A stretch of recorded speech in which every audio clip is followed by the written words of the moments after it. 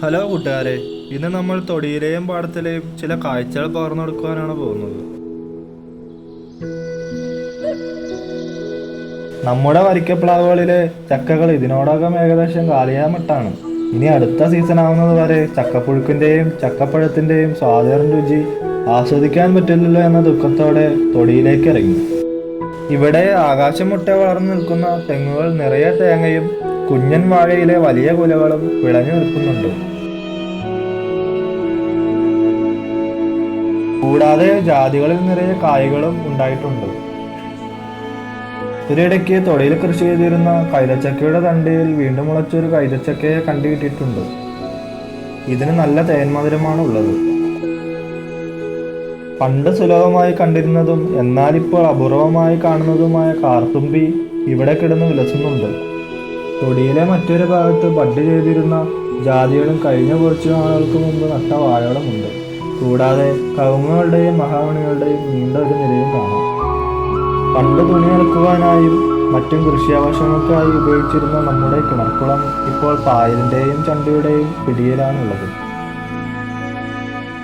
തൊടിയുടെ വേറൊരു ഭാഗം വാഴകളും ഇടനിരയിൽ റംബുട്ടാൻ തൈകളും വച്ചു പിടിപ്പിച്ചിട്ടുണ്ട്.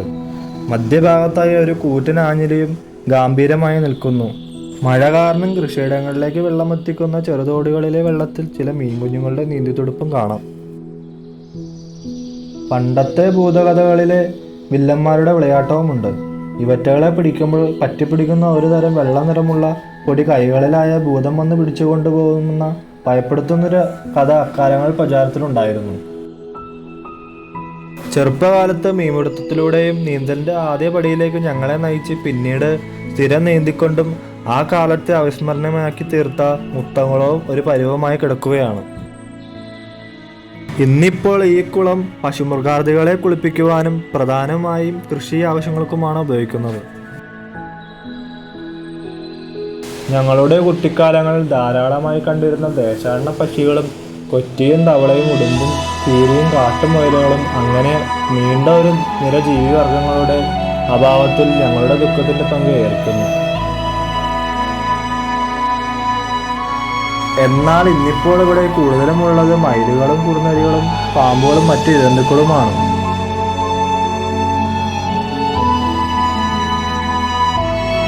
ഒരുപാട് സന്തോഷം വരുന്ന വർണ്ണാനുഭവം സമ്മാനിച്ച കുട്ടിക്കാലങ്ങളിലേക്കുള്ള ഒരു ഓർമ്മയുടെ സഞ്ചാരമാണ് ഞങ്ങൾക്ക് ഇന്ന് ഈ പാഠം.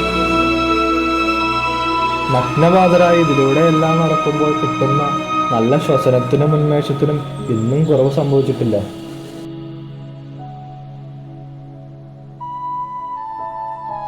സോഷ്യൽ മീഡിയയുടെ യുഗമെന്നതോടുകൂടി മനോഹരമായ പാടങ്ങളിലേക്കും വരമ്പുകളിലേക്കും തൊടികളിലേക്കും ആരും തിരിഞ്ഞു നോക്കാതെ അന്യം നിന്ന് പോയി എന്ന സത്യത്തെ ഓർമ്മപ്പെടുത്തുന്നു.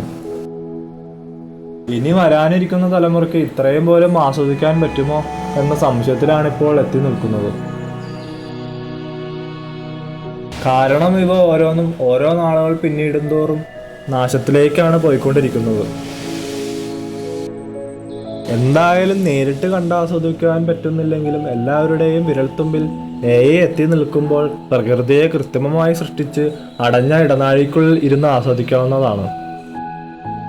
ഇനി ഇതെല്ലാം പഴയതിനേക്കാളും ഭംഗിയായി വന്നാലും അവ ആസ്വദിക്കാനുള്ള മനോഭാവം ഇല്ലെങ്കിൽ അതിനൊന്നും ഒരു കാര്യവുമില്ലെന്നുള്ളതിൽ തർക്കമില്ല. സോഷ്യൽ മീഡിയയുടെ അന്ധകാരത്തിൽ മയങ്ങുമ്പോൾ ഇടയ്ക്കൊന്ന് ചുറ്റുപാടുകൾ വീക്ഷിക്കൂ, പ്രകൃതിയെ കാണൂ. വളരെ ചുരുങ്ങിയ ഈ ജീവിതത്തിൽ ഭൂമിയിലെ വാടകക്കാരായി തുടരുമ്പോൾ ഇവിടെ ഒരു സ്ഥാനം ഉറപ്പിക്കുവാനായി നമുക്ക് വൃക്ഷലതാദികളിൽ നിന്നും ജീവജാലങ്ങളിൽ നിന്നും പഠിക്കുവാനായി ഏറെയുണ്ട്.